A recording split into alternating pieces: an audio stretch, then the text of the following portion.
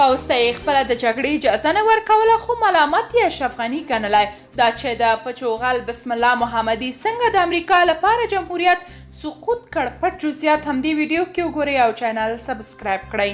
بسم الله محمدي چې د پچوغل په نوم هم مشهور دی، د جهاد له وختونو امریکایانو سره نږدې اړیکې درلودې، که څه هم غني او امرالله صالح سخت مخالفت کاوه، خو د څو میاشتو هڅو وروسته بالاخره امریکا په دې وتوانېده چې هغه پر اشرف غني د دفاع وزیر په توګه ومني. نوموړی هغه کس و چې ارګ به لا خبر نه و، خو ده به د ځواکونو ته د شاته تګ او جګړې نه کولو سپارښتنه کوله.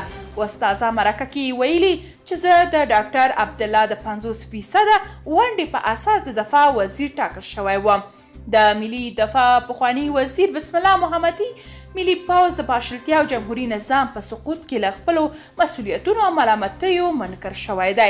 نوموړي نن په یوه خپره کړې دفاعیه لیکنه کې ویلي چې دی د جمهوري نظام په وروستیو 40 ورځو کې په داسې مهال د دفاع وزیر شو چې د افغانستان تر 100 پورې ولسوالۍ سقوط شوې وې. د بسم الله محمدي په دفاعیه لیکنه کې پر ولسمشر غني او د هغه د ملي امنیت پر سلاکار حمدالله محب تورونه لګول شوي چې ګواکې دی بې صلاحیته کړی و او د نظام د پاشلتیا مسؤلیت هم هغوی ته ورګرځي.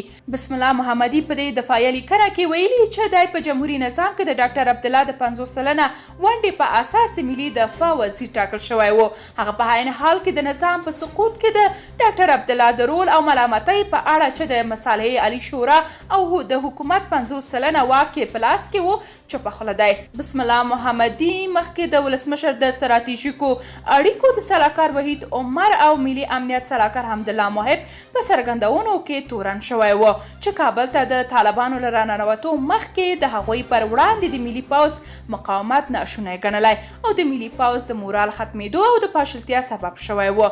د بسم الله محمدي په اړه دا تور هم موجود دی چې د ټاکل کېدو فشار یې امریکا ته د ولسمشر غني د وروستي سفر پر مهال امریکایي چارواکو پر افغان دولت واچوه او د ده له ټاکنې سره یې د جمهوري نظام سقوط ته زمینه مساعده کړه. درنو لیدونکو، تاسو که د دې موضوع په اړه کوم نظر لرئ کومنټ کې شریک او چینل سبسکرایب کړئ.